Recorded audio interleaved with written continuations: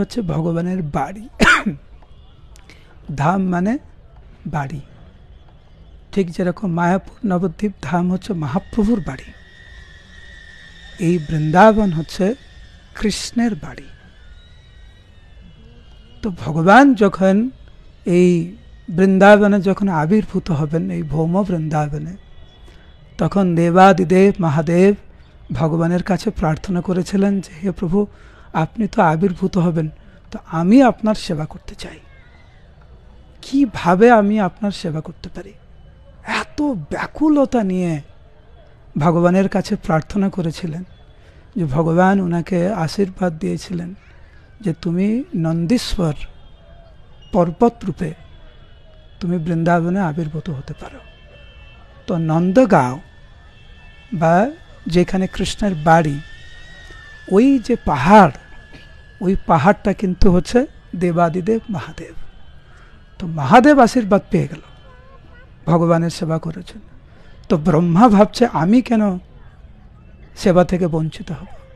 তো ব্রহ্মাও ভগবানের চরণ কমলে প্রার্থনা করতে লাগলেন, শ্রীমতী রাধারানীর চরণ কমলে প্রার্থনা করতে লাগলেন। ভগবান কৃষ্ণ এবং শ্রীমতী রাধারানীর আশীর্বাদে ব্রহ্মা বর্ষানা যে পাহাড় রয়েছে, সেই পাহাড় রূপ ধারণ করে ব্রহ্মা আবির্ভূত হলেন। তো নন্দগাঁও হচ্ছে দেবাদিদেব মহাদেব এবং বর্ষানা ধাম হচ্ছে ব্রহ্মা।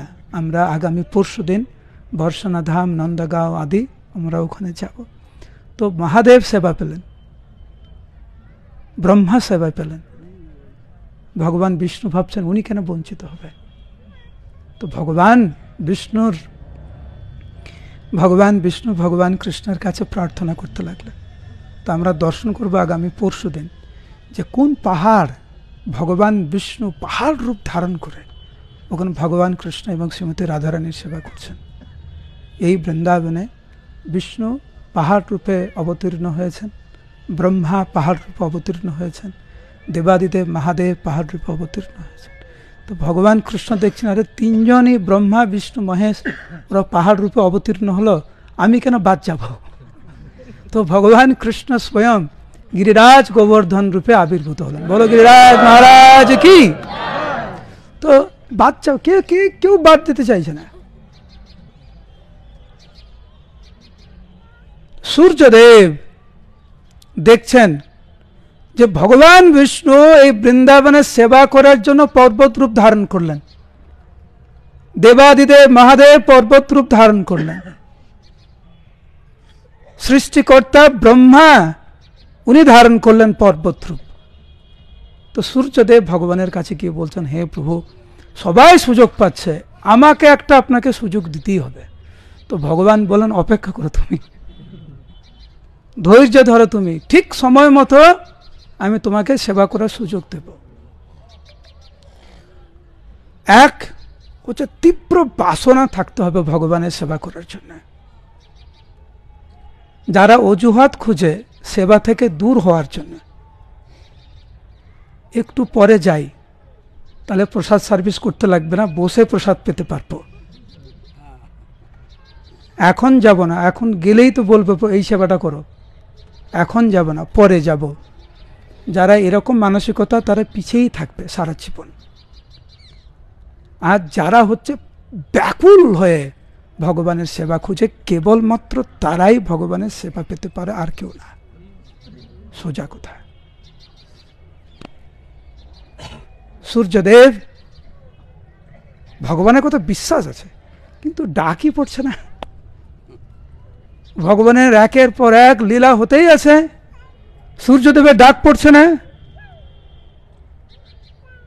তারপরে ভগবান কালিয়া দমন লীলা করলেন, আমরা একটু আগে শুনলাম সংক্ষেপে। ভগবান ওই কালিয়ার, এই যমুনাতে কালিয়ার সাথে অনেকক্ষণ ধরে যুদ্ধ করেছে, অনেকক্ষণ ধরে। কালিয়া তো একসময় ভাবছে আমি জিতে গেলাম। জীবনে কিন্তু কখনো কখনো এরকম মনে হয় আমি জিতে গেলাম, একে ঠকিয়ে আমি জিতে গেলাম, ওর সাথে কপটতা করে আমি জিতে গেলাম, আরে এর সামনে আমি দেখালাম তো আমি ভালো করে জপ করি, তাহলে এ যে ভাবছে আমি শুদ্ধ ভক্ত, তাহলে আমি ওকে বুঝিয়ে দিলাম আমি কে। মাঝে মাঝে এরকম মনে হয়। কালিয়ার কিন্তু ওই রকমই মনে হয়েছিল, ভগবানকে যেরকম পেঁচিয়ে দিয়েছে না, আর ভগবান যখন দেখছে আমাকে পেঁচিয়ে দিয়েছে, ভগবান দু হাত তুলে দিয়েছে। ভগবান যখন দু হাত তুলে দিয়েছে তখন কালিয়া তো ভাবছে আমার উপরে আর কেউ নাই। তারপরে ভগবান যখন ঠিক করলেন, বেশি বাড়াবাড়ি চিন্তা করছে, এক মুহূর্তে ভগবান বেরিয়ে আসলেন, তারপরে শাসন করতে লাগলেন। কিন্তু এই যে কালিয়াকে একটু সুযোগ দেওয়া, ঠিক আছে তুই চিন্তা কর, কি চিন্তা করছিস, আমাকে হারাবি, চিন্তা কর, তুই জিতে গেছিস, চিন্তা কর। দেখবেন আমাদের প্রত্যেকের জীবনে কিন্তু কিছু কিছু সময় এরকম আসে যখন আমাদের মনে হয় একে হারিয়ে দিলাম, এর থেকে আমি ভালো। পরের মুহূর্তে যে কি ধাক্কাটা আসবে আমাদের জীবন আমরা কিন্তু কেউ জানি না, কিন্তু মায়ার প্রভাব অত্যন্ত প্রকট। এমন এমন সময় আমাদেরকে মনে করিয়ে দেয়, আমাদেরকে ভাবায় যে আমরাই মনে জিতে যাচ্ছি, পরের মুহূর্তে শেষ সব কিছু। ভগবান কিন্তু স্বাধীনতাটা আমাদেরকে একটু দিয়ে দেয়, ঠিক আছে তুই চিন্তা কর ওরকম। কিন্তু এই যে কালিয়াকে দমন করার যে সময়টা, এটা অনেকক্ষণ ধরে। ভগবান পরম পুরুষোত্তম, কিন্তু ভগবান যখন লীলা করেন কখনো কখনো ওই লীলার মধ্যে এতটাই প্রবেশ করে যে সাধারণ মানুষ কেউ বুঝতে পারে না।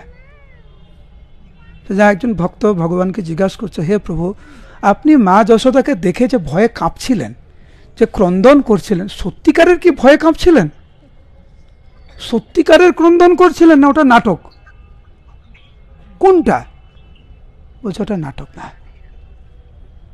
সত্যিকারের মায়ের লাঠির সামনে আমি সত্যিকারের ভয়ে কাঁপছিলাম, আমি আশ্রয় করছিলাম। সেই জন্য মাকে বলছিলাম তুমি লাঠিটা ফেলো, আগে লাঠিটা তুমি মাটিতে ফেলে দাও, তারপর তোমার সাথে কথা বল।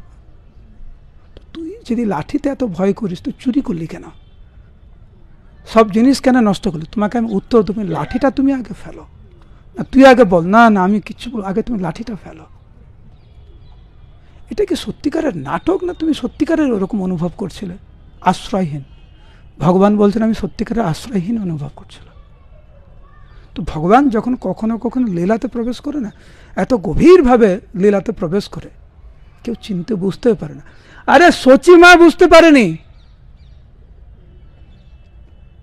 নন্দন আচার্যের বাড়িতে মহাপ্রভু যখন প্রথম নাটক করছে, প্রথম নাটক, মহাপ্রভু লক্ষ্মী ঠাকুরানী সেজেছে, লক্ষ্মী দেবী, নিজেকে এত সুন্দর করে লক্ষ্মী ঠাকুর সেজেছে মহাপ্রভু, যে সচিমা জিজ্ঞাসা করছে বিষ্ণুপ্রিয়া দেবীকে, ওটা কে গো,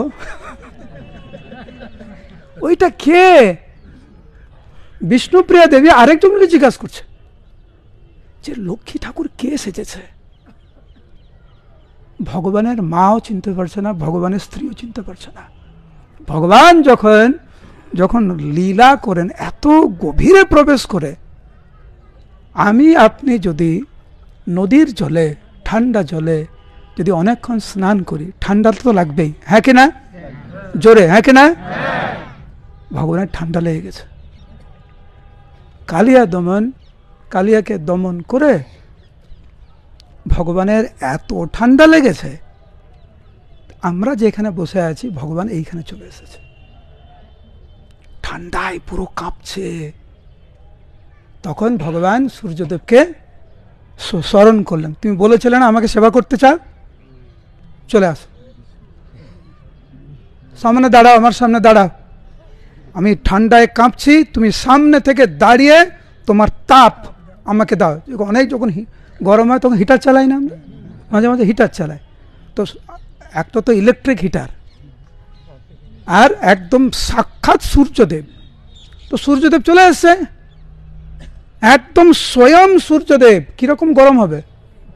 কিন্তু ভগবান বলছে তোমার কি গরম, তোমার তো কোনো গরমই নেই। আমার এত ঠান্ডা লেগেছে, আর কিছু করো, একটা হিটার বা একটা সূর্যদেব দিয়ে হচ্ছে না, তো তুমি রূপ প্রকাশ করো। ভগবানের ইচ্ছায় সূর্যদেব 12টি রূপ ধারণ করেছিলেন। 1 2 3 4 5 6 7 8 9 10 11 12 ভগবান মাঝখানে, আর চারিদিকে 12 জন সূর্যদেব ভগবানকে তাপ দিচ্ছে। ভগবান 12টি সূর্যকে একসাথে দেখার পরে এখন একটু আরাম লাগছে। এই স্থানের নাম হচ্ছে দ্বাদশ আদিত্য টিলা। বলুন, দ্বাদশ। দ্বাদশ মানে 12, আদিত্য মানে সূর্যদেব। তো এই সেই স্থান যেখানে ভগবানকে সূর্যদেব 12টি রূপ ধারণ করে ভগবানকে ওনার তাপ প্রদানের মাধ্যম দিয়ে ভগবানকে আরাম প্রদান করেছিলেন। শাস্ত্রে বর্ণনা করা হয়েছে, পুরাণে বর্ণনা করা হয়েছে যে এই স্থান কেবলমাত্র দর্শন করার মাধ্যমে আমাদের অনন্ত জীবনের সমস্ত পাপ রাশি ভস্মীভূত হয়ে যায়, কেবল দর্শন করার মাধ্যমে। আপনারা এই দ্বাদশ আদিত্য টিলা দর্শন করেছেন? তো দর্শন করার মতো দর্শন করুন। তো এই সেই স্থান যেখানে সূর্যদেব ভগবানের সেবা করেছিলেন। তো এখন আমরা মদন মোহনের লীলা আমরা শ্রবণ করব সংক্ষেপে।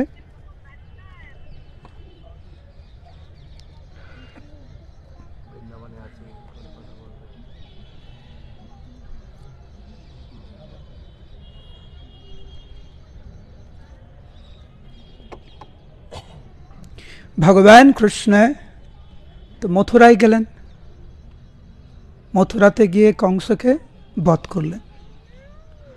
মন দিয়ে শুনুন, পূর্বে কৃষ্ণ গেলা যবে মথুরা নগরে কংসবধ করি গেলা কুব্জার মন্দিরে। কংসকে বধ করে ভগবান কুব্জার বাড়িতে গেলেন, আর কুব্জাকে অনেকভাবে ভগবান আশীর্বাদ করেছেন। আপনার কৃষ্ণ বইতে পড়বেন, ভগবানের আশীর্বাদ প্রাপ্ত হয়েছেন। আশীর্বাদ করে, অনেকভাবে আশীর্বাদ করে ভগবান যখন ঘর থেকে বেরিয়ে আসবেন তখন কুব্জা ক্রন্দন করতে লাগলেন। যাইতে চাহেন কৃষ্ণ না দায় ছাড়িয়া।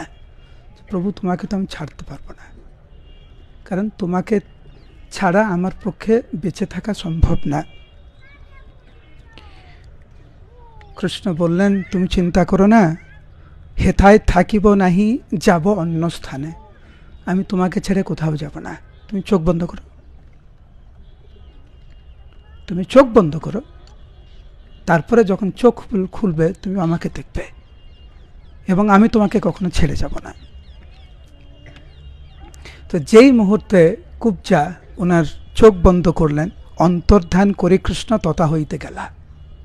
যেই চোখ বন্ধ করলেন ভগবান কৃষ্ণ ওখান থেকে চলে গেলেন কুব্জার বাড়ি থেকে। কিন্তু আপন দ্বিতীয় মূর্তি প্রতিমার ছলে কুব্জা ঘরে রাখি গেলা মদন গোপাল। চোখ বন্ধ করেছে কুব্জা, ভগবান কৃষ্ণ চলে গেলেন, কিন্তু ভগবান কৃষ্ণের ইচ্ছায় মদন গোপাল বা মদন মোহনের বিগ্রহ ভগবান এটা তাহলে কি, এটা স্বয়ং প্রকাশ। ঠিক যেরকম রাধা দামোদর, রূপ গোস্বামী পাদের যে রাধা দামোদর, সেটা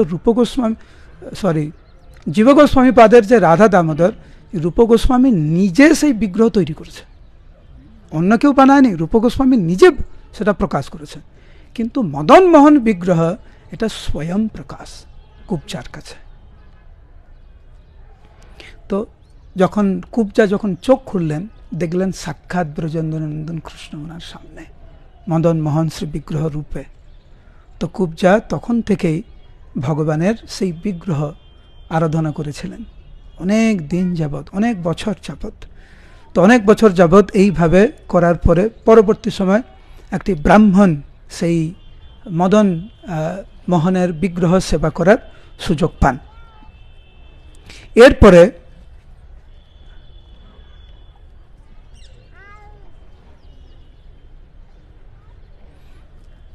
ওই বিগ্রহ আর খুঁজে পাওয়া যায় না,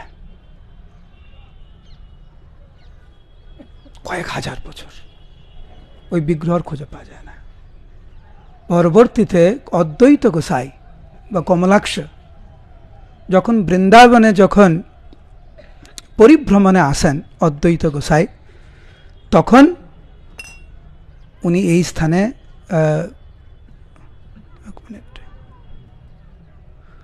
যখন পরিক্রমা করছিলেন, একদিন রাত্রিযোগে স্বপ্ন দেখিলা।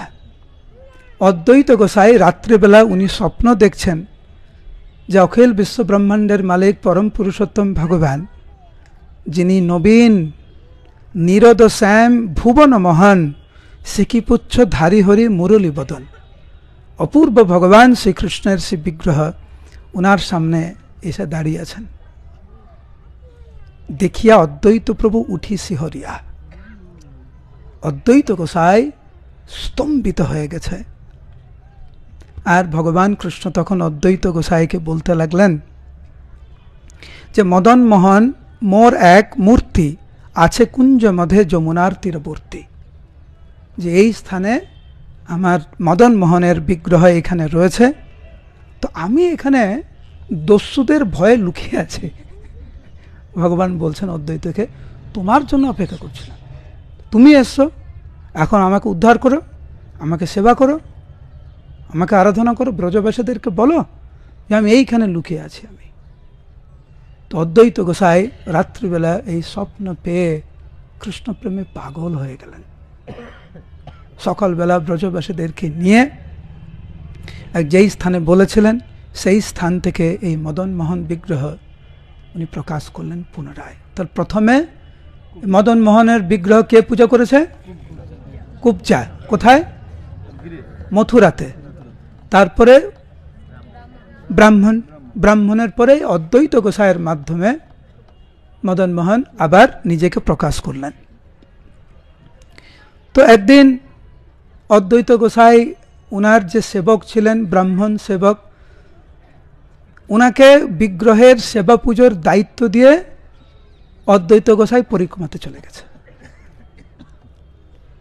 পরিক্রমা থেকে এসে দেখছে যে মন্দিরে বিগ্রহ নাই। পাগল হয়ে গেছেন অদ্বৈত গোসাই, ক্রন্দন করতে লাগলেন যে হে প্রভু, আপনি নিজে স্বয়ং আবির্ভূত হলেন, কিন্তু আমি এতটাই অযোগ্য, আপনাকে সেবা পুজো ঠিকমতো না করার ফলে আপনি আমাকে ছেড়ে চলে গেলেন। অদ্বৈত গোসাই উপবাস করতে লাগলেন। সারা দিন কিছু প্রসাদ পাননি, রাত্রে কিছু প্রসাদ পাননি, শুধু ক্রন্দন করছেন। ভগবানের ইচ্ছায় অদ্বৈত গোসাই ঘুমিয়ে পড়লেন কিছু সময়ের জন্য। তখন ভগবান স্বপ্নে এসে বলছেন যে আমি লুকিয়ে গেছি এই ফুলের পাপড়ির নিচে, অনেক ফুলের পাপড়ি, তার নিচে আমি লুকিয়ে গেছি, কারণ দস্যুরা আসছিল, আমার ভয় লেগে গেছিল। তো অদ্বৈত গোসাই ভগবানকে বলছে তুমি গিরিরাজ ধারণ করো, এই আঙুলে 7 দিন ধরে তুমি দস্যুদের ভয় পাও। হ্যাঁ, তব ইচ্ছা মতো ব্রহ্মা করেন সৃজন, তব ইচ্ছা মতো বিষ্ণু করেন পালন, তব ইচ্ছা মতো শিব করেন সংঘাত, আর তুমি একটা ডাকাতের ভয়ে তুমি লুকিয়ে গেছো। আচ্ছা তুমি কোথায় আছো বলো? তো ভগবান যেখানে বলেছিলেন আছেন সে পাপড়ি, ফুলের পাপড়ির তলায়। অদ্বৈত গোসাই ফুলের পাপড়ি সরিয়ে দেখছে ভগবান মদন মোহন ওইখানেই আবার আছে। তো উনি ওখানে নিয়ে আসলেন। নিয়ে আসার পরে ভগবান এইবারে মদন মোহনকে বলছে, ভগবান অদ্বৈত গোসাইকে বলছে, অদ্বৈত তোমার তো সেবা অনেকদিন গ্রহণ করলাম, এইবারে আমার ইচ্ছা তুমি আমার এই বিগ্রহটা মথুরাতে নিয়ে যাও। অদ্বৈত গোসাই ক্রন্দন করতে করতে বললেন, প্রভু আমি তো তোমাকে এখানে নিয়ে আমি রাখবো না, তো আমি তো তোমাকে শান্তিপুরে নিয়ে যাব, আমি তো এখানে রাখবো না তোমাকে। তুমি স্বয়ং আমার কাছে আবির্ভূত হয়েছ, আবির্ভূত হয়ে বলছো এখন ওকে দিয়ে দা মথুরাতে দামোদর চৌবের কাছে, আমি রাখবো না। বলছে না, আমার কথা তুমি শোনো, আমার এই বিগ্রহ মদন মোহন তুমি মথুরাতে গিয়ে দামোদর চৌবেকে দিয়ে দাও, আমি তোমাকে বলছি। আমি কাকে নিয়ে থাকবো? তুমি আমার সর্বস্ব, আমি কাকে নিয়ে থাকবো? তখন ভগবান বললেন তুমি নিকুঞ্জ বনে যাও, নিকুঞ্জ বনে বিশাখা দেবী স্বয়ং এক অপূর্ব মদন গোপালের বিগ্রহ তৈরি করেছে, যেই বিগ্রহ দর্শন করে কৃষ্ণপ্রেমে পাগল হয়ে গেছিলেন শ্রীমতী রাধারানী স্বয়ং। আমার ইচ্ছা বিশাখা দেবীর সেই নির্মিত বিগ্রহ তুমি শান্তিপুরে নিয়ে যাও। তো অদ্বৈত গোসাই এটা শুনেছে যে বিশাখা দেবী স্বয়ং একটি বিগ্রহ তৈরি করেছেন, যেই বিগ্রহ দেখে শ্রীমতী রাধারানী স্বয়ং কৃষ্ণপ্রেমে পাগল হয়েছেন। ভগবান সাক্ষাৎ আমাকে এই উপদেশ দিচ্ছেন। বলে ঠিক আছে। ভগবান আগে বললেন, আগে মদন গোপালের কাছে যাবে না, তুমি আগে আমাকে রেখে আসো, মথুরাতে রেখে আসো। তো অদ্বৈত গোসাই চললেন মথুরাতে, দামোদর চোবের কাছে সে বিগ্রহ রেখে দৌড়ে গেছে নিকুঞ্জ বনে। আর যেইখানে ভগবান বলেছিলেন সেইখানে দেখছে অপূর্ব বিগ্রহ, মদন গোপাল বিগ্রহ। শ্রী শ্রী মদন গোপাল কি। কারা কারা শান্তিপুরে এই মদন গোপাল বিগ্রহ, এটা কিন্তু শান্তিপুরে শহরের মন্দিরে আছে। যেই বিগ্রহ সাক্ষাৎ বিশাখা দেবীর আবিষ্কার করেছিলেন, প্রকাশ করেছিলেন, এবং যেই বিগ্রহে অদ্বৈত গোসাই প্রবেশ করে ওনার লীলা সমাপ্ত করেছিলেন। ঠিক যেরকম শ্রীমন মহাপ্রভু টোটা গোপীনাথে প্রবেশ করেছেন, নিত্যানন্দ প্রভু ঠিক যেরকম বাঁকারায় প্রবেশ করেছেন, বিষ্ণুপ্রিয়া দেবী ঠিক যেরকম ধামেশ্বর মহাপ্রভুর দিব্য শরীরে প্রবেশ করেছেন, ঠিক সেই রকম অদ্বৈত গোসাই মদন গোপালের শ্রী বিগ্রহে উনি প্রবেশ করে ওনার লীলা সমাপ্ত করেছেন। সেই বিগ্রহ এখনও রয়েছে শান্তিপুর। অপূর্ব বিগ্রহ, অপূর্ব বিগ্রহ। যদি সুযোগ পান, শান্তিপুরে শহরে যে মন্দিরটা আছে সেখানে শালিগ্রাম শিলা রয়েছে। চৈতন্য চরিতামৃতে একটা ছবি দেখবেন, অদ্বৈত গোসাই গঙ্গার তীরে শালিগ্রাম শিলা পুজো করছে, সেই শালিগ্রাম শিলা ওই মন্দিরে রয়েছে। আর এই মদন গোপাল বিগ্রহ ওই মন্দিরে রয়েছে, দর্শন করবেন আপনারা। যাই হোক, তো এইভাবে মদন মোহন চলে গেল দামোদর চোবে। এবারে কার কার মনে আছে মদন মোহন প্রথমে কার কাছে প্রকাশ হয়েছে? কুবজার কাছে, কুবজার থেকে ব্রাহ্মণ, ব্রাহ্মণের থেকে অদ্বৈত গোসাই, অদ্বৈত গোসাইয়ের থেকে হ্যাঁ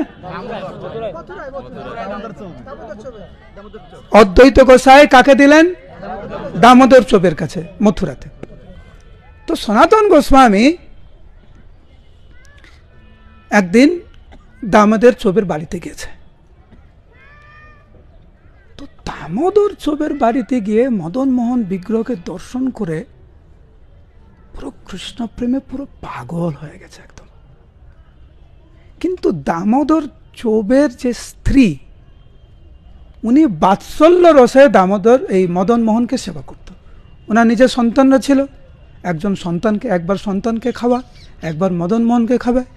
আগে কখনো কখনো মদন মোহনকে খাওয়ায়, তারপরে ছেলেকে খাওয়ায়, কখনো আগে ছেলেকে খাওয়ায়, তারপরে মদন মোহনকে খাওয়ায়। তো সনাতন গোস্বামী দেখছি এটা আবার কীরকম। তো দামোদর চোবের স্ত্রীকে বলছে, মাতাজি আপনি কিছু মনে করবেন না, কিন্তু এ তো মদন মোহন বিগ্রহ সাক্ষাৎ ভগবান, তো আপনি তো আপনার ছেলে আর ভগবানকে মিশিয়ে দিচ্ছেন। কখনো ভগবানকে আদর করছেন, কখনো ছেলেকে আদর করছেন, কখনো ছেলেকে আদর করছেন তো ভগবানকে আদর করছেন, কখনো ছেলেকে আগে খাওয়াচ্ছেন মদন মোহনের আগে, কখনো কখনো ছেলের উচ্ছিষ্ট নিয়ে মদন মোহনকে খাইয়ে দিচ্ছেন। এগুলো তো ঠিক না, উনি তো সাক্ষাৎ ভগবান। ও আমার ভুল হয়ে গেছে, মাতাজি বলছে। কিন্তু মাতাজি তো বাৎসল্য রসের ভক্ত, তো এরকম বলে চলে গেছে। তারপরের দিন যখন সনাতন গোস্বামী আসে মদন মোহনকে দেখতে, ঘরে এই যে দামোদর চোবের যে বাড়ির যে প্রাঙ্গণ, ঢুকেই দেখে যে মদন মোহন যে বিগ্রহ, ওই বিগ্রহ দামোদর চোবের ছেলেদের সাথে খেলছে। খেলছে মানে সে খেলছে, ঠেলাঠেলি করছে, মারামারি করছে, কাড়াকাড়ি করছে। অবাক হয়ে গেছে, আমি তো কালকেই তো মাতাজিকে বলে গেলেন আপনি ঠিকমতো ভগবানের সেবা করছেন না, আর যাকে বলে গেলাম ভগবানের সেবা ঠিকমতো করছেন না, তার ছেলের সাথে ভগবান স্বয়ং খেলা করছে। তো সঙ্গে সঙ্গে মাতাজির কাছে গিয়ে ক্ষমা চাইছে যে মাতাজি আমার ভুল হয়ে গেছে, আপনি কত বড় ভক্ত আপনি। এরপরে থেকে সনাতন গোস্বামী প্রত্যেকটা দিন যেখানে যাবে, দিনের শেষে মথুরাতে গিয়ে দামোদর চোবের বাড়িতে গিয়ে মদন মোহনকে দর্শন করে আসবে। কারণ উনি সাক্ষাৎ সে বিগ্রহ দর্শন করেছেন এবং সেই বিগ্রহ সাক্ষাৎ ছোট্ট গোপ বালকের রূপ ধারণ করে উনি যে খেলছে সেটাও দর্শন করেছেন। তো সাক্ষাৎ ব্রজেন্দ্র নন্দন। তো যেখানেই যায় সেইখান থেকেই দিনের বেলা একবার না একবার দর্শন করে আসেই মদন মোহনকে, প্রত্যেকটা দিন। তো দর্শন করে টোরে এখানে চলে এসেছে। একদিন রাত্রিবেলা মদন মোহন সনাতন গোস্বামীকে বলছে যে তুমি না আমাকে প্রত্যেক দিন দর্শন করতে আসো, আমার না তোমাকে খুব ভালো লাগে, আমাকে তোমার খুব ভালো লাগে, তো এখন থেকে আমার ইচ্ছা আমি তোমার কাছেই থাকবো। তো তুমি দামোদর চৌবকে গিয়ে বলো, কালকের আমার কথা গিয়ে বলো যে মদন মোহন বলেছে আমাকে যেন দিয়ে দেয়। সনাতন গোস্বামী তো একদম স্তম্ভিত হয়ে গেছে, সাক্ষাৎ ভগবান কি বলছেন। আর মদন মোহন খুব দৃঢ়ভাবে বলছে যে না, আমি দামোদর চোবের সেবা এতদিন গ্রহণ করলাম, এখন আমি তোমার কাছে থাকবো। এ হচ্ছে ভগবান। মাতা মরে পুত্র ভাবে করে না বন্ধন, অতিহীন জ্ঞান করে লালন পালন। ভগবান, এ হচ্ছে ভক্ত। ভগবান স্বয়ং সনাতন গোস্বামীর কাছে ইচ্ছা প্রকাশ করছে আমি তোমার কাছে থাকবো। আমার কাছে থাকবে? কি বলো তুমি? না, আমি তোমার কাছে থাকবো। ঠিক আছে। সকালবেলা গিয়েছে দামোদর চোবের কাছে। তো ভগবান এদিকে যেরকম সব প্রস্তুত করে রেখেছে, ওদিকে দামোদর চোবেকে বলেছে স্বপ্নে ভগবান, এরে আমার ভক্ত সনাতন আসবে, ও বলবে আমাকে কিন্তু ওকে দিয়ে দেবে, ওর কাছে দিয়ে দেবে, আমি ওর কাছে থাকবো এখন। তো ভগবানকে সনাতন গোস্বামী নিয়ে এসেছে। কোথায় নিয়ে এসেছে? এই স্থানে। শ্রী শ্রী রাধা মদন মোহন কি।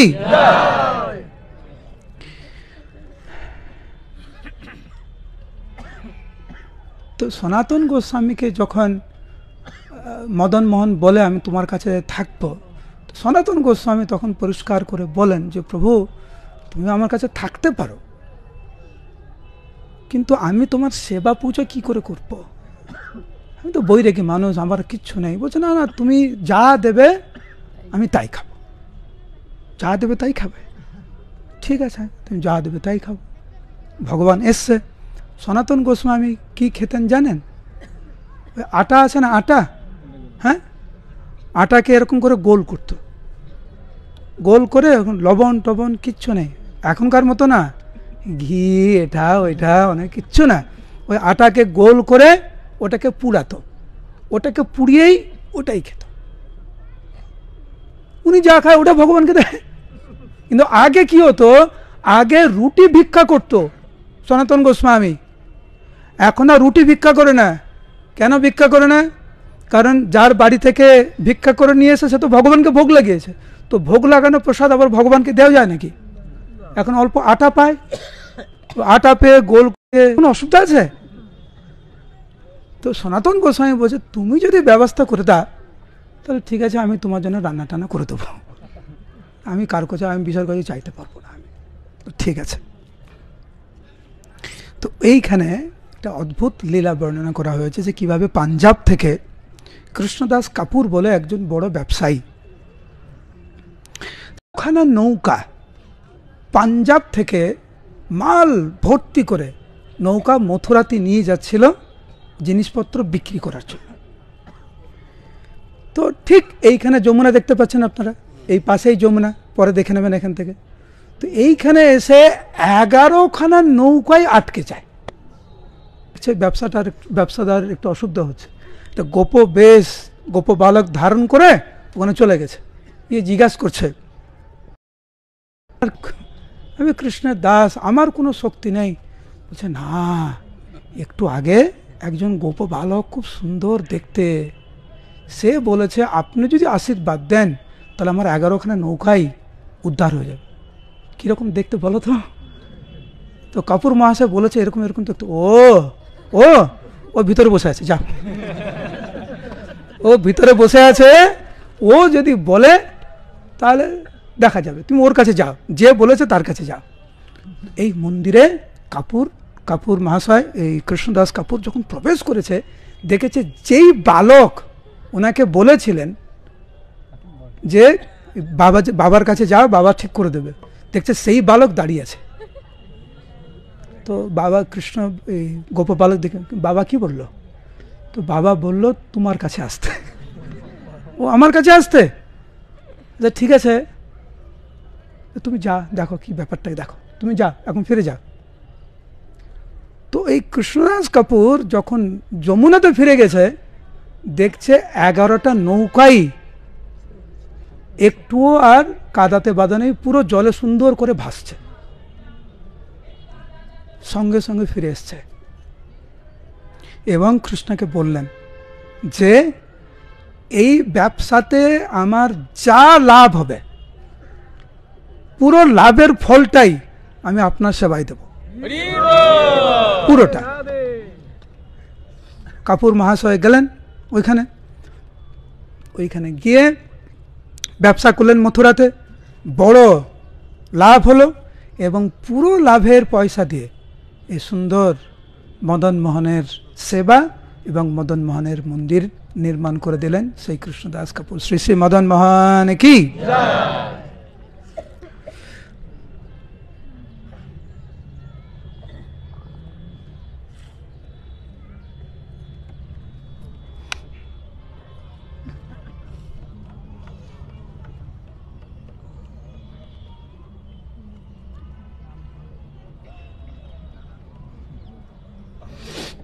মহাবিরক্ত সনাতন ভ্রমে বনে বনে প্রতি বৃক্ষে প্রতিকুঞ্জে রহে রাত্রি দিনে মথুরা মাহাত্ম শাস্ত্র সংগ্রহ করিয়া লুপ্ত তীর্থ প্রকাট কইল বনেতে ভ্রমিয়া।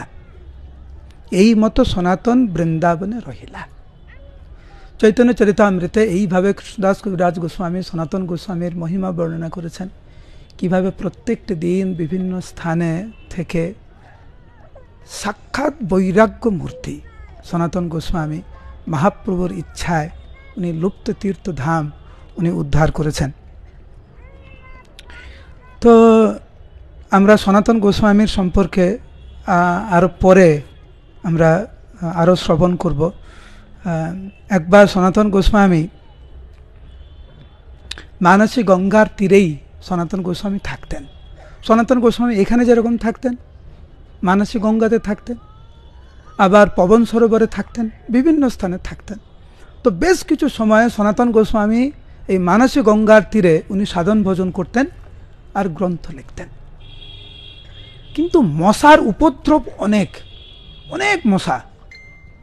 তো একদিন সনাতন গোস্বামী নিজে মনে মনে ভাবছে এখানে আর থাকবো না, এই মশার জ্বালায় না আমি সাধন ভোজন করতে পারছি না গ্রন্থ অধ্যয়ন করতে পারছি। তো সনাতন গোস্বামী ঠিক করলেন আগামীকাল উনি চলে যাবেন। রাত্রিবেলা দেবাদিদেব মহাদেব সনাতন গোস্বামীর স্বপ্নে এসে বললেন যে তোমাকে কোথাও যেতে লাগবে না, তুমি এখানে থাকো, মশার ব্যাপারটা আমি দেখছি, মশার দায়িত্ব আমার, তুমি এখানে থেকে সাধন ভোজন করো। এখনো পর্যন্ত সেই স্থান এখনো রয়েছে, বলা হয় এখনো পর্যন্ত ওই স্থানে কোনো মশা নেই। মানসী গঙ্গাতে আমরা গোবর্ধন পরিক্রমার সময় আমরা তার পাশ দিয়ে যাব, যেহেতু ভিতরে আমরা প্রবেশ করব না, কিন্তু সেই স্থান এখনো বিদ্যমান। তো এখানে একটা সুন্দর লীলা বর্ণনা করা হয়েছে। রূপ গোস্বামী পাদ একটা সুন্দর শ্লোক লিখেছেন, আপনারা দয়া করে শ্রবণ করুন। নব গৌর চনা গৌরী প্ররবেন্দি বরম্বরম মনিস্তবক বিদ্যো তেবেনি ব্যালঙ্গনা ফনম। রাধারানীর যে যে বেনি, যে কেসের যে বেনি, তো ওইটা রূপ গোস্বামী বর্ণনা করেছেন যে সর্পেনির ফোনার ন্যায় শোভা পাচ্ছে, সাপের মতো। দেন চুলটা একদম সাপের মতো, একদম সাপের মতো। তো রূপ গোস্বামী এই শ্লোকটি সনাতন গোস্বামীকে পড়ে শোনাচ্ছে, এই লিখেছেন রূপ গোস্বামী। তো সনাতন গোস্বামী ভাবছে এই আবার কীরকম বর্ণনা, রাধারানীর কে সাপের মতো, এরকম আর কোনো ভালো বর্ণনা নেই। মনে মনে সন্দেহ যে রূপ গোস্বামী কি এটা কীরকম বর্ণনা দিল, কিন্তু রূপ গোস্বামী কিছু বলছে না, কারণ সনাতন গোস্বামী জানেন রূপ গোস্বামীর মহিমা। তো একদিন সনাতন গোস্বামী দেখছেন রাধাকুণ্ড, কেউ কেউ বলেন রাধাকুণ্ডের তটে, কেউ কেউ বলেন পবন সরোবরের। যাদের চশমা আছে চশমাটা একটু সাবধানে রাখবেন, কারণ কাঠবিড়ালিও চশমা নিচ্ছে, সাবধান। তো যাই হোক,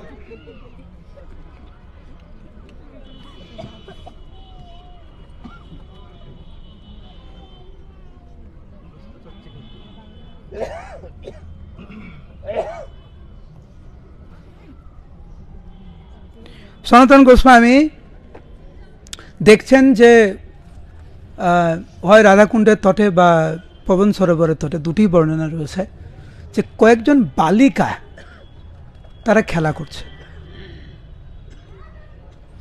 এবং দেখছেন তাদের বিশেষ করে একজন বালিকার যে কেস, এখানে সাপ ঝুলছে এবং কয়েকজন বালিকা যারা আছে সবার পিছনটা যে চুল যে এরকম করে খোপা করে বাঁধা আছে এবং ঝুলছে চুলটা পুরো সাপের মতো, একদম অবিকল সাপ। সনাতন গোস্বামী চিৎকার করে বলছে, হে বালিকে সাবধান সাবধান, সাপ সাপ সাপ সাপ। সনাতন গোস্বামী দৌড়ে গেছে একদম ওদের কাছে, ওদেরকে বাঁচানোর জন্য দৌড়ে গেছে। এ দেখছে উনার চোখের সামনেই সমস্ত বালিকাগণ অদৃশ্য হয়ে গেল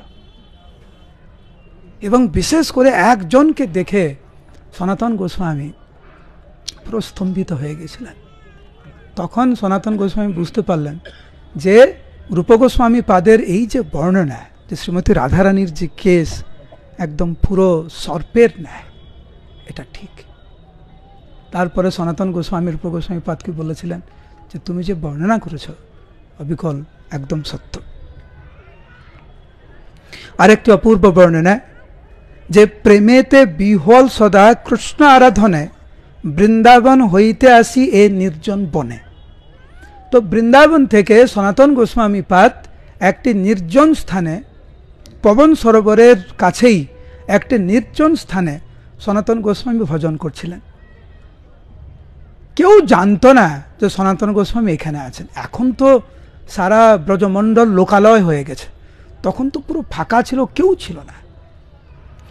কেহ না জানয়ে আছয়ে এই ঠাই, সঙ্গোপনে রহে ভক্ষণের চেষ্টা নাই। কেউ জানতো না। আর সনাতন গোস্বামী তো রান্না করে প্রসাদ পেতেন না, একা একা কেউ যদি দেয় তো ভালো, না হয় নাই থাকবে। সনাতন গোস্বামী যখন এইভাবে সাধন ভজন করছিলেন, তো ভগবান কৃষ্ণ গোপ বালকের রূপ ধারণ করে একটি দুধের ভাণ্ড সনাতন গোস্বামীর কাছে নিয়ে যায় এবং বলেন, দেখিলাম তোমারে আসিয়া গোচারণে আছো নির্জন, তোমা কেহ নাহি জানে। আমি এসে দেখলাম তুমি নির্জনে এখানে ভজন করছো, কেউ জানে না, তুমি এই দুধের ভাণ্ডটি রাখো তুমি, এবং এই দুধ তুমি পান করো, এবং পরবর্তী সময় আমি এসে দুধের ভাণ্ড আমি নিয়ে যাব, লইয়া যাইব ভাণ্ড রাখিব হেথায়, এই দুগ্ধ পান করো আমার কথায়। তো এইভাবে ভগবান কৃষ্ণ স্বয়ং সনাতন গোস্বামীর সেবা করেছিলেন। এইখানে যেরকম ভগবানকে সেবা করেছেন সনাতন গোস্বামী, ওইখানেও সনাতন গোস্বামীর সেবা করেছেন ভগবান স্বয়ং। বৃদ্ধকালে মহাশ্রম দেখি গোপীনাথ, গোপ বালকের ছেলে হইয়া সাক্ষাৎ। আরেকবার সনাতন গোস্বামী যেরকম যখন প্রত্যেক দিন গোবর্ধন পরিক্রমা করতেন, প্রত্যেকটা দিন, বৃদ্ধ হয়ে গেছে তবুও সনাতন গোস্বামী পরিক্রমা করছে। তো ভগবান গোপ বালকের রূপ ধারণ করে বলছেন যে তোমার তো বয়স হয়ে গেছে, বৃদ্ধকালে এত শ্রম করিতে নারিবা, ওহে স্বামী যে কহিতা অবশ্য মানিবা। ভগবান কৃষ্ণ বলছেন হে প্রভু, কাকে বলছেন প্রভু? সনাতন গোস্বামীকে, যে হে আমার প্রভু, তুমি এত কষ্ট করো না, তোমার কষ্ট দেখে আমার খুব কষ্ট হয়। তো এই যে গোবর্ধন শিলা ভগবান কৃষ্ণের পদচিহ্ন আর ভগবান কৃষ্ণের বংশীর চিহ্ন এই গোবর্ধন শিলাতে রয়েছে। তুমি এই গোবর্ধন শিলা তুমি রাখো, এই গোবর্ধন শিলা তুমি পরিক্রমা করো। এই গোবর্ধন শিলা পরিক্রমা করলেই তোমার গোবর্ধন পরিক্রমা হয়ে যাবে। তো আমরা একদিন যাব সেই গোবর্ধন শিলা দর্শন করতে রাধা দামোদর মন্দিরে। সেই শিলা আমরা দর্শন করব যা ভগবান সাক্ষাৎ উনি সনাতন গোস্বামীকে দিয়েছিলেন। তো সাক্ষাৎ ভগবান মদন মোহন রূপ ধারণ করে সনাতন গোস্বামীর কাছে আসলেন। গিরিরাজ গোবর্ধন সাক্ষাৎ সনাতন গোস্বামীর কাছে আসলেন। আমরা কালিয়া দহতে শ্রবণ করলাম যে প্রত্যেকটি ব্রজবাসী প্রাণের চেয়েও সনাতন গোস্বামীকে ভালোবাসতেন, আর ব্রজবাসীদের প্রাণধন ছিলেন সনাতন গোস্বামী। সবাই ওনাকে বড় বাবা বলে ডাকতেন। ষড় গোস্বামীর অন্যতম, এবং সমস্ত গোস্বামীগণ সনাতন গোস্বামীকে গুরুরূপে সম্মান করতেন। রূপ গোস্বামী পাদও সনাতন গোস্বামীকে গুরুরূপে গ্রহণ করেছেন, এবং সনাতন গোস্বামীকে মহাপ্রভু বৃন্দাবনে পাঠিয়েছেন। সনাতন এবং রূপ গোস্বামীকে পাঠিয়েছেন যে লুপ্ত ধাম উদ্ধার করার জন্য, যাতে আমাদের মতো পতিত জীব আমরা এসে ধামের আশ্রয় গ্রহণ করতে পারি। তো এর পাশেই সনাতন গোস্বামীর পূর্ণ সমাধি। তো এরপরে এখন কীর্তন হবে। আমাদের শোভনিতাই প্রভু এখানে আছেন। শোভনিতাই প্রভু এখানে এরপরে কীর্তন করবেন। আমরা এখানে বেশ কিছুক্ষণ কীর্তন করব, নৃত্য করব। তারপরে আমরা সনাতন গোস্বামীর পূর্ণ সমাধি আমরা দর্শন করব, পরিক্রমা করব। এখানে আরেকটি সমাধি আছে, গ্রন্থ সমাধি। সেই গ্রন্থ সমাধি আমাদের পূর্বতন আচার্য বেশ কিছু গ্রন্থ লিখেছেন। গ্রন্থ লেখার পরে ওনারা চিন্তা করছেন এই গ্রন্থ কে অধ্যয়ন করবে, কার হাতে পড়বে এই সমস্ত গ্রন্থ, ওরা কি বুঝবে। এরকম চিন্তা করে সমস্ত গ্রন্থ তারা সমাধি দিয়ে দেয়, যাতে আমরা হৃদয়ঙ্গম করতে পারবো না, এত উচ্চ স্তরের তত্ত্ব। সেই গ্রন্থ সমাধি আমরা দর্শন করব। সনাতন গোস্বামী পাদের পূর্ণ সমাধি আমরা দর্শন করব। তারপরে আমরা ফিরে যাব আজকে দুপুরে যেখানে প্রসাদ পেয়েছেন সেইখানে আমরা আজকে রাত্রের প্রসাদ পাব। প্রসাদ পাওয়ার পরে সবাই বলুন হরে কৃষ্ণ। এখন একটু কঠিন আসছে বিষয়গুলি, একটু সবাই সজাগ হন, বলুন হরে কৃষ্ণ। আগামীকাল সকালবেলা কটার সময় উঠবেন? 3টের সময় উঠলে তো হবে না, কারণ একটি ঘরে 4 জন করে আছেন, 5 জন করে আছেন, কিছু কিছু করে 6 জন করে আছেন। তো আমার খুব ইচ্ছা আগামী এই যে 1 সপ্তাহ থাকবো আমরা একসাথে, ভোর 3:30টের সময় যেখানে আমরা প্রসাদ পেয়েছি, আপনারা কৃপাপূর্বক আপনাদের চরণ ধুলে যদি ওইখানে দেন, আর যদি আমাকে আপনাদের সাথে একটু জব করার সুযোগ দেন, আমি খুব নিজেকে ধন্য বলে মনে করব। তো আপনারা আগামীকাল কটার সময় আমার সাথে জব করতে আসবেন? একটু আস্তে আস্তে হয়ে গেল না? আমি আশা করব আগামীকাল না, প্রত্যেকটা দিন আমাদের একদিন তো আমরা 3টের সময় বেরিয়ে যাব। দুদিন আছে একটু কষ্ট করতে হবে, আর যেদিনকার আমরা ভোর বেরোবো না সেদিনকার 3:30টের সময় আমরা জব করতে বসবো। তো আগামীকালের অনুষ্ঠান এরকম, আমরা সকালে 3:30 থেকে আমরা জব করব। আগামীকাল আবার একাদশী, তো আমরা 16 মালা জব করে নেব সকালবেলা একসাথে। 16 মালা জব করেই আমরা আগামীকাল পঞ্চক্রোশ পরিক্রমা করব। হরি বল। এখন পঞ্চক্রোশ পরিক্রমা করার সময় আমরা এক জায়গায় বসবো 1.5-2 ঘন্টা। সেখানে আমরা কিছুক্ষণ জব করব, কথা হবে, কীর্তন হবে, তারপরে আমরা আবার পরিক্রমা শুরু করব। পরিক্রমা করতে করতে আমরা সকালবেলা আশা করি 9টা 9:30টার মধ্যেই আমরা ফিরে আসব। তারপরে ওখানে সকালের প্রসাদ হবে। সকালের প্রসাদের পরে আমরা দুপুর পর্যন্ত আপনাদেরকে কৃষ্ণ বলরাম মন্দির, প্রভুপাদের পূর্ণ সমাধি, প্রভুপাদের বাসস্থান, এটা দর্শন করবেন আপনারা ব্রেকফাস্টের পরে। 1.5-2 ঘন্টা লাগবে, তারপরে চলে আসবেন, স্নান আদি করে একটু বিশ্রাম করে নেবেন, ঠিক আছে? বিশ্রাম করে তারপরে দুপুরে প্রসাদ পাওয়ার পরে, আজকের আমরা কটার সময় বেরিয়েছিলাম? 4:30। তো আমরা দেখব, আমরা কালকে যেই মন্দিরে যাব সেই মন্দিরের সাথে আমরা আলোচনা করছি কখন মন্দিরটা আমাদের জন্য খুলবে। তো তখন আজকের মতো আমরা আবার কীর্তন করতে করতে আরেকটি মন্দিরে যাব, সেইখানে আমরা কথা কীর্তন জপ, তারপরে আগামীকাল আমরা কয়েকটি বিগ্রহ আমরা দর্শন করব। তার মধ্যে অন্যতম হচ্ছে শ্রী শ্রী রাধা রমন কি, শ্রী শ্রী রাধা গোকুলানন্দ কি। তো আগামীকাল শ্রী শ্রী রাধা গোকুলানন্দ এবং শ্রী শ্রী রাধা রমন আরও কয়েকটি বিগ্রহ আমরা দর্শন করব।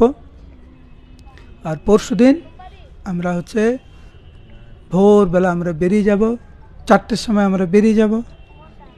4টের সময় বেরোলে কটার সময় জব করতে আসবেন? 2:30 দেখা যাবে। কিন্তু আমার ইচ্ছা আমরা বেরোনোর আগে বেশিরভাগ জব শেষ করে দিতে হবে আমাদের। তো আমরা হচ্ছে পরশুদিন হচ্ছে বর্ষানা, নন্দগাঁও এবং বর্ষানার আশেপাশে যে সমস্ত স্থান রয়েছে, নন্দগাঁওয়ের আশেপাশে যে সমস্ত স্থান রয়েছে, সেই স্থান আমরা দর্শন করে আশা করি 1:30-2টোর মধ্যে আমরা ফিরে আসব। আর প্রত্যেক দিন আমরা বিভিন্ন ঘোষণা করব, কিছু কিছু পরিবর্তন আসতে পারে স্থান, কাল, পাত্র সব কিছু বিবেচনা করে। যাই হোক, আপনাদের অনেকের একটু কষ্ট হচ্ছে হয়তো, কিন্তু সব কিছু মানিয়ে নিতে হবে আমাদেরকে, চেষ্টা করতে হবে, যতটুকু সম্ভব আমরা করছি।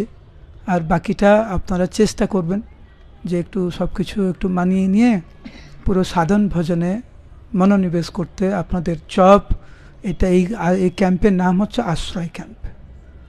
নামের আশ্রয়, ধামের আশ্রয়, প্রভুপাদের আশ্রয়, আচার্যগণের আশ্রয়ের নাম হচ্ছে আশ্রয় ক্যাম্প। তো আমরা পূর্ণ মনোযোগ সহকারে এই আশ্রয় ক্যাম্পের পূর্ণ সুযোগ আমরা গ্রহণ করব। তো আগে কেউ দৌড়াদৌড়ি করবে না, কেউ কোথাও যাবে না। এখন এখানে সবাই বসবেন। এখন আমরা বেশ কিছুক্ষণ আমরা কীর্তন করব। কীর্তন করার পরে তারপর আমরা নিচে যাব, সমাধি দর্শন করব সনাতন গোস্বামী পাদের। তারপর আমরা হাঁটতে হাঁটতে বেরোবো। তো নিচে ওখানে বাথরুমের ব্যবস্থা আছে, তো যাওয়ার সময় যারা বাথরুম ব্যবস্থা করতে চান করতে পারেন। বানরের ব্যাপারটা ভগবানের অনেক প্রিয়, তো তখন থেকেই আছে ওনারা। তো আমাদের একটু সাবধান থাকতে হবে, ওনাদের সাথে আমরা খারাপ ব্যবহার করবো না। আর কখনো কখনো ওনারা একটু দুষ্টামি করে এই চশমা নিয়ে নেয়। তো ওরা যে চশমা যদি নিয়ে নেয়, তো আপনি বললে আপনাকেও দেবে না, কিন্তু ও চশমার পরিবর্তে ওদেরকে কিছু দিতে হবে, এটা হচ্ছে মেন জিনিস। তো চশমার পরিবর্তে যদি আপনি একটু বিস্কুট দেন, বা ধরুন কলা ছুঁড়ে দিলেন বা বিস্কুট ছুঁড়ে দিলেন, ওরা কিন্তু ওই চশমাটা ফেলে ওরা চলে যাবে। গরমকালে খাচ্ছে না, কি খাচ্ছে? ফ্রুটি জুস খাচ্ছে। ওরা অ্যাডভান্স হয়ে গেছে, এখনকার বানররা ফ্রুটি খাচ্ছে। তো চশমাটা আর ফোন, মোবাইল ফোন, চশমা, এগুলো সব সাবধানে রাখবেন। সবচাইতে ভালো পকেটে, ব্যাগে একটা দুটো ফ্রুটি রেখে দেবেন, বলা যায় না কখন প্রয়োজন হয়। তো এইভাবে সাবধানে থাকবেন। আমরা আর একটা জিনিস, খুব গুরুত্বপূর্ণ বিষয়, খুব গুরুত্বপূর্ণ বিষয়, ধামের যদি প্রকৃত ফল যদি আমরা লাভ করতে চাই, তাহলে কিন্তু ধামবাসীদের সেই পোকা মাকড় থেকে শুরু করে বানর, গাভী আর ব্রজবাসীদের থেকে শুরু করে সবাইকে সম্মান দিতে হবে। কারোর সাথে ঝগড়াঝাটি করার কিচ্ছু দরকার নেই। হয়তো আপনি কিছু বলছেন, ওরা মানছেন না, ঠিক আছে, প্রণাম করে সরে যান। খুব সাবধান। একবার প্রভুপাদ, এই লীলাটা আমি আগেও বলেছি, প্রভুপাদ বৃন্দাবনে এসেছিলেন পরিক্রমার সময়। তো প্রভুপাদ প্রসাদ পেতে বসেছে। তো ওই সময় কুকুর চলে এসছে, দুটো কুকুর চলে এসছে। তো ভক্তরা বলছে হট হট হট, কুকুর তো যাচ্ছে না। ভক্তরা কুকুর তাড়ানোর চেষ্টা করছে, প্রভুপাদ প্রসাদ পেতে বসছে। তো প্রভুপাদের থালাতে যখন রুটিটা দিয়েছে, প্রভুপাদ প্রথম রুটিটা নিয়ে দুটো ভাগ করেছে, ভাগ করে হাফ হাফ রুটি দুটো কুকুরকে দিয়েছে, কুকুর খেয়ে চলে গেছে। প্রভুপাদ তখন বলছে এটা বৃন্দাবন ধাম, কে কোন রূপ ধারণ করে আমাদের সামনে আসছে আমরা কিন্তু জানি না, সেই জন্য সাবধান। এইভাবে আমরা খুব অত্যন্ত সতর্কতার সহিত আমরা ধামে থাকবো, সম্মানের সহিত। হরে কৃষ্ণ কৃষ্ণ